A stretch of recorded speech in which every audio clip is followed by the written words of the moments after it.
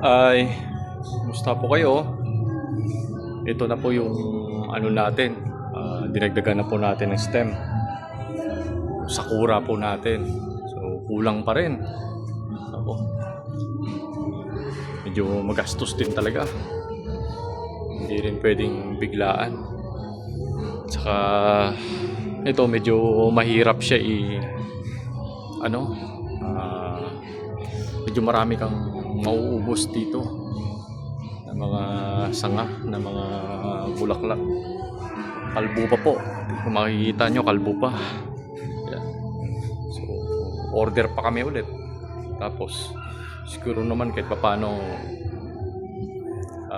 medyo sa pangalawang order namin ng mga darating na bulaklak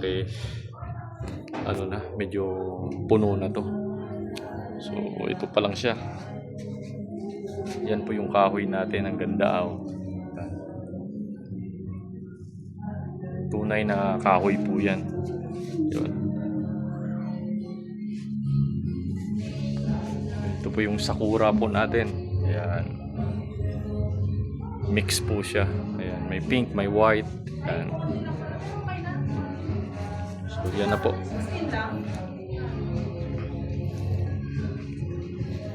Ito po yung purple natin. Yan. Yan. So meron na po tayong apat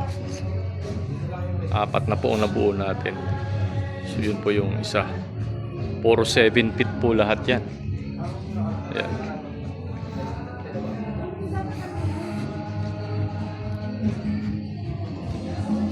Medyo dapat free time din talaga sa ginagawa. Ito medyo napamalago na pero kulang pa rin po ito Yan. Ang ganda. Makakahabol pa po sa magdidibo sa amin sa May 15. So, ayan po. So ayan si Mami Cristel.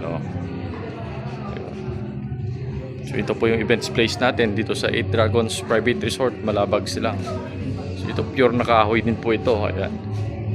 Ayan.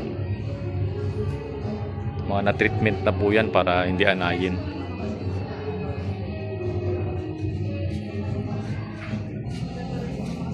Yan, ang lalaki po ng puno ng kahoy natin. Yan si Mami Cristel. Ayan. Parang konti lang na, kala ko madami na. Yan So, kalbo pa. So yan lang po sa ngayon. Sa susunod naman yan. Ito kasi ano to Abangan po natin pag napuno kung ano po magiging tsura niya. Sobrang ganda po nito. Ayun lang to. So, bye bye. Ayun